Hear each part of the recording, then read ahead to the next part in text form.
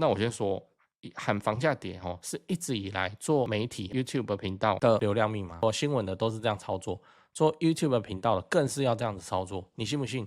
你现在去开一支 YouTube 账号，你专门来讲房价跌，房价要暴跌要腰斩，你很快会有好几万的订阅人数。如果我真的要做这个 YouTube 来做我的收入，做我的副业，我应该要去讲，对不对？我也不知道为什么那个空军的人数超级多，房价暴跌是社会上这些空军族群的心之所向，他们在网络上的行动跟声量远远比多军还高。我还在讲我的观察，我的观察就是中古屋缓涨中，铁板一块，已经有一些不友善的留言出现了。你去看我的影片底下留言，有一些空军就会来乱这样，这我是没差。这说明了在现阶段网络世界里头，空方人数真的是远远大于多方人数。那我为什么不从善如流去喊空？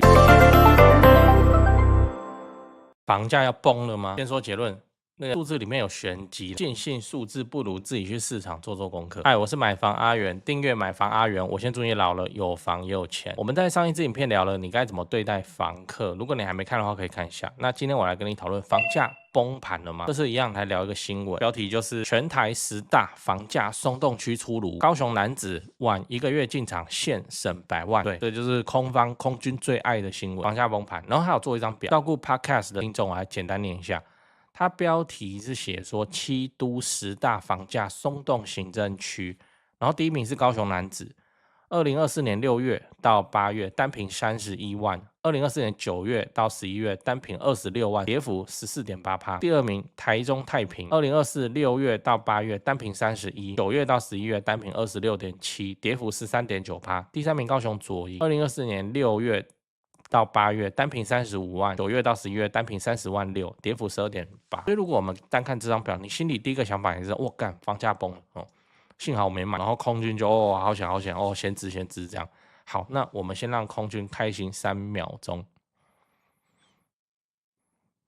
对，有没有听到他们的欢呼声？好了，开心完了我们来讲这张图这张图有问题所以你要知道。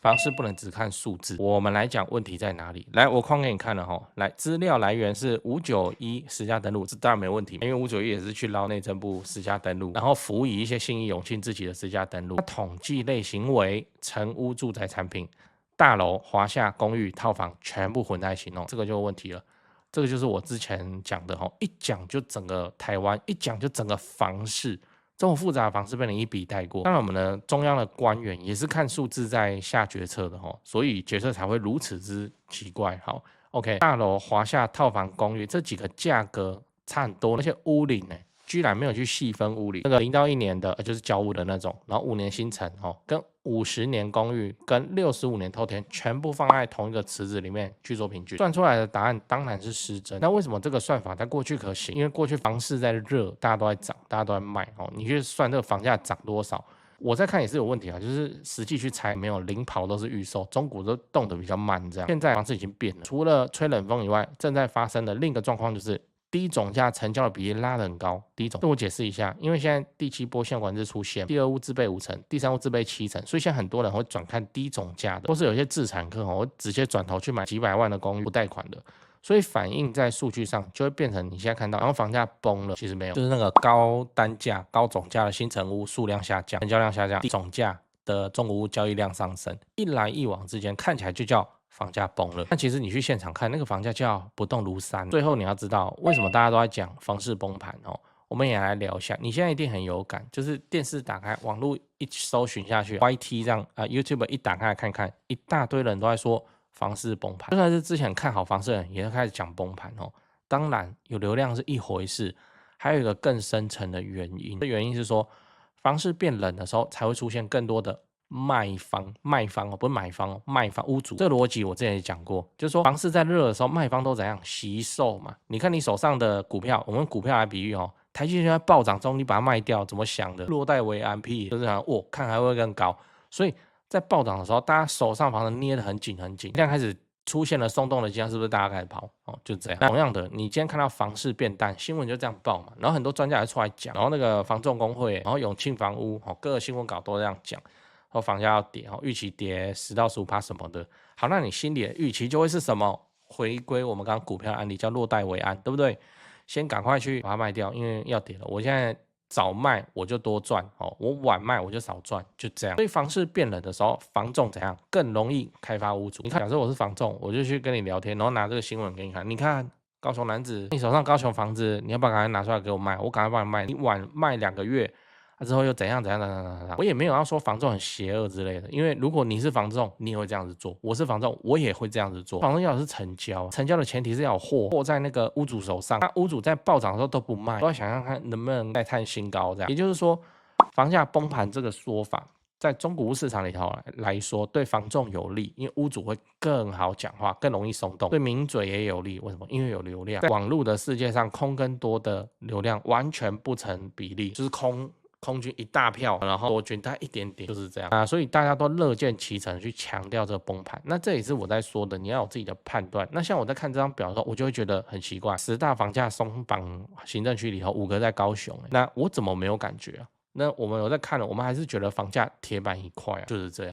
哦，对哦，这几件事情先讲，不然怕忘记。就现在不是房地产吹冷风嘛，这已经是事实了。那我自己的观察是这样跟你分享一下。先说台北台北市、新北市。那台北目前依然持续在成交那成交的行情没有特别的高，也没有特别的低，就行情这样。只是说现在的买方分布已经变成说。50% 是自住换屋那50% 是财富传承，投资客几乎都离开台北了。那我想这个也不赖嘛，就没有投资客在那边恶性炒作那前面讲到那个50% 自住换屋，自住换屋很重要的考量就是小朋友的学区所以蛋黄依然非常坚挺那50% 的财富传承那财富传承讲的就是就天龙人嘛有钱的天龙人。那通常都是怎样？长辈就是看生几个小孩，然后每个小孩一人帮他们买一间这样要给小孩的这种属性。所以他那个也没有要投资，也没有要炒作啦，就是保值就好财富传承那你有钱，你要放在全台湾最顶尖的房地产市场来自住换屋或是财富传承都可以只是说现在成交在4500万以上，已经是目前的常态我居然还有观众去买超过1亿的大安区房子，然后他们说我台北前辈的团队服务是非常的顶级他们的家族很满意这样。对，所以你要看那些财富传承用的房子或者好学区的房子你就加我前辈的 LINE 小老鼠拜台北，小老鼠买台北这样，加了你就看到他的大头贴那个是助理在顾的那他们会不定期的 po 这些房子给你参考。OK 那讲完台北，讲高雄高雄的情况是也一样，市场降温那之前的乱买乱出价族群就不见了。我认为这样很好，因为这样子我们就可以专心瞄准重大建设，就比较不会有那外行乱出高价的乱，你知道。那自从我拍了会员影片我会员影片不是都会拍重大建设嘛，那陆陆续续我拍了高雄的重大建设有楠梓台积电到凹子底3大开发案，富邦凹子底 BOT 案，到71期4地重划，新高雄火车站，到亚洲新湾区你们观众很奇怪我拍一个重大建设，你们就跟着买一个重大建设附近。高雄我是很有信心没想到说这个观众好像比我还有信心买的比我还贵，买的比我还多真是蛮夸张那看好高雄，你瞄准重大建设，就找我推荐的台湾房屋美术之星店那在高雄你要卖还是要买那你就给他们一条龙就好了，就跟我一样，我过去10几年都是他们处理的，这是真的那我付的中介费这样子加起来早就超过7位数，那你看我还是愿意推荐他们就是真的很没问题嘛很专业，很 OK。 他们的 LINE 是小老鼠 go go go go go， 小老鼠5个 go那他们有答应我说会 po 在这支 LINE 的房子是都会挑过就是专门给买房阿元的观众。那这些房子都怎样？都适合自产，也都在重大建设旁边，你可以加那个 LINE 来看看高雄没有台北那么贵祝你自产顺利，来高雄玩得开心，赞赞。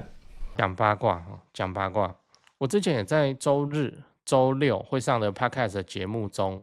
说到过那个预售跟中古本来就应该要拆开来看的现象，果不其然，就是会出现这种新闻报道，有时候混在一起看，然后就跟你说房价要跌了，要崩了。那我先说，喊房价跌是一直以来做媒体 YouTube 频道的流量密码，做新闻的都是这样操作，做 YouTube 频道的更是要这样子操作。你信不信？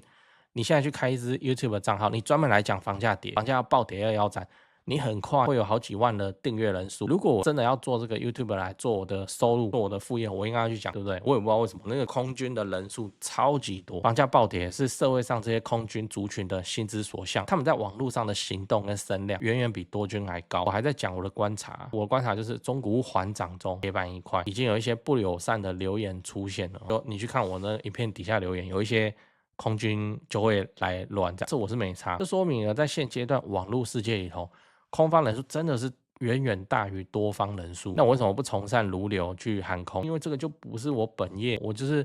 自己眼睛看到蛋黄蛋白的中古房价确实还在往上涨啊，连冈山的地上权一坪都超过这个小港市区的地上权的单价，事实就是这样。所以我就把我看到的事实分享出来。政府的实价登录是双面刃，助涨也助跌，但不否认这给房价一个明确的数字，不像没有实价登录以前大家都在猜。那我讲一个我的道理给你参考，房价要跌，有一个人要先跌，那个人是谁？那个人就是银行，银行建价要先往下调。你想一想是不是这个道理？贷款是房地产的燃料，央行信用管制下去，第二户5成、第三户3成的贷款，新青安又诱发了银行排队的限贷风波，这都是削减燃料的供应，造成现在的房地产市场吹冷风。它有动摇到体质吗？没有啊。那空军大喜过望，积极在网络上发表言论去进攻各大那个多方的频道主，像我这种。实际上，你看银行的建价有特别给它调低吗？现在没有啊。对啊，一对中产夫妻收入也相当正常的情况之下，现在去买的是首购，还是非常顺利的。银行的建价并没有降低，甚至还有调高，那表示银行它并没有看坏后市到那个层次嘛。所以我的看法是安啦，掌握燃料的人叫银行，银行现在建价并没有调低，安啦，这就是吹冷风。有实力的人依然想办法上车，那空军继续开空军的 party， 那多军依然低调的执行赚钱买房的计划。你自己想想看，如果是从2030年回头看2025的价格，现在房价真的很高吗？你自己再极端的想想看，你从2040年往回看，2040你应该还在吧？应该还在工作，还没退休嘛，也还没过嘛，就这样。你从2040回头看今年2025的房价，我表达意思是你要退休了，那形势就变成说你能够早15年去取得2025的房价，这件事情你要不要？对啊，最后我想对我的观众说一句，关于我这个频道是怎样，就是说都是观众在离开我，不是我离开观众，都是你在离开我，不是我离开你。我都持续在市场中拍片，在干嘛？在追高雄重大建设，那亲身在执行这个到70岁有房也有钱，然后退休这样，我就是做我自己的，只是顺便说分享出来给大家看，给你看这样，我会一直做下去。希望能带给你一点启发，让你在房地产之路上慢慢的那个添砖加瓦，不要被一个奇怪的新闻，然后就吓得六神无主，这样让你在房地产之路上筑起你退休人生的堡垒。